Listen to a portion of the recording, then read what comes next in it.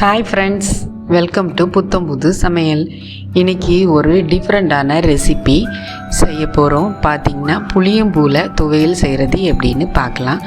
சீசனில் கிடைக்கிற ஒரு பூ தான் இந்த புளியம்பூ. இப்போ எல்லா புளிய மரத்துலேயும் இந்த மாதிரி கொத்து கொத்தாக பூக்கள் இருக்கும். இந்த பூக்களை வச்சு இந்த ரெசிபி செய்ய போகிறோம். இது எங்களோட தோட்டத்தில் இருக்கிற புளிய மரத்தில் நான் உங்களுக்கு வீடியோ எடுத்து காமிக்கிறேன்.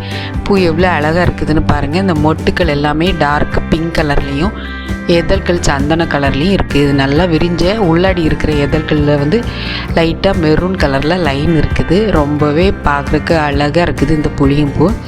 ஐயோ, நாங்கள் இதை எப்படி செஞ்சு பார்க்குறது, மார்க்கெட்டில் கிடைக்காதே அப்படின்லாம் நீங்கள் ஃபீல் பண்ணண்டா. ரோட்டோரமாக நிற்கிற எல்லா மரங்களும் இப்போ பூத்து குலுங்குற டைம் தான். அதிலேருந்து கலெக்ட் பண்ணி நீங்களும் ட்ரை பண்ணி பாருங்கள். இதோட 2 பச்சை மிளகாய் எடுத்துக்கிறேன். தேவையான அளவு உப்பு எடுத்துக்கோங்க. அப்புறமா 2 பல்லு பூண்டு எடுத்துக்கோங்க. இவ்வளோ தான், 3 இன்க்ரீடியன்ட்ஸ் தான். இதை எப்படி செய்கிறதுன்னு பார்க்கலாம். ஃபஸ்ட்டு இந்த புளியம்பூவை காம்பிலேருந்து எடுத்து தனியாக அந்த மாதிரி ரிமூவ் பண்ணி எடுத்து வச்சுக்கோங்க. இது எல்லாத்தையுமே சேர்த்து நம்ம மிக்ஸி ஜாரில் அரைச்சி எடுத்தால் துவையல் ரெடி. நான் அதை எப்படி க்ளீன் பண்ணுறதுன்னு காமிக்கிறேன். ஏன் நம்ம இந்த காம்புகளை எடுக்கணும் அப்படின்னு பார்த்தீங்கன்னா, காம்புகளில் அதிக அளவு புளிப்பு சுவை இருக்கும். நம்ம புளியில் எப்படி இருக்குதோ அதே மாதிரி இருக்கும். ஆனால் இந்த பூக்கள்லேயும் மொட்டுகள்லேயும் பார்த்திங்கன்னா, மொட்டு கொஞ்சம் ஸ்ட்ராங்காக இருக்கும் புளிப்பு. பூக்களில் துவர்ப்பு சுவை கூடுதலாகவும் புளிப்பு கம்மியாகவும் இருக்கும்.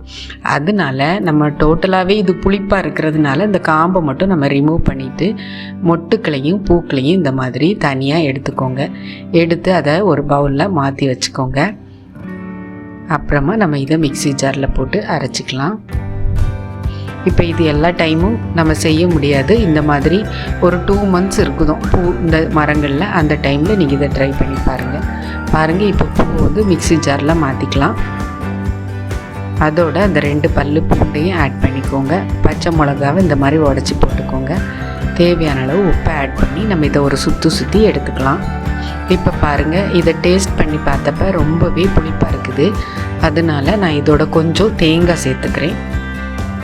இல்லை அப்படியே இருக்கட்டும், ஸ்ட்ராங்காங்கிறவங்க அப்படியே யூஸ் பண்ணிக்கலாம். இல்லை அப்படின்னா பொட்டுக்கடலை கூட போட்டு அரைச்சிக்கோங்க, நல்லாயிருக்கும். இப்போ பாருங்கள், துவையல் ரெடியாக இருக்குது.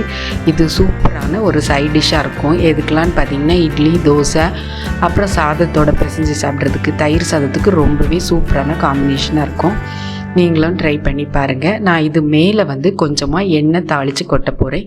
கருவேப்பிலையும் கடுகு மட்டும் தாளித்து இதில் விடுறேன். அப்போ இதோட ரா ஃப்ளேவர் இல்லாமல் கொஞ்சம் வாசனையாக இருக்கும். அதுக்காக நான் இந்த மாதிரி ட்ரை பண்ணியிருக்கேன்.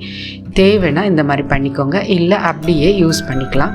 நீங்களும் ட்ரை பண்ணி பாருங்கள். எப்படி இருந்துன்னு மறக்காமல் கமெண்ட் பண்ணுங்கள். பிடிச்சிருந்தால் லைக் பண்ணுங்கள், ஷேர் பண்ணுங்கள். தேங்க்யூ.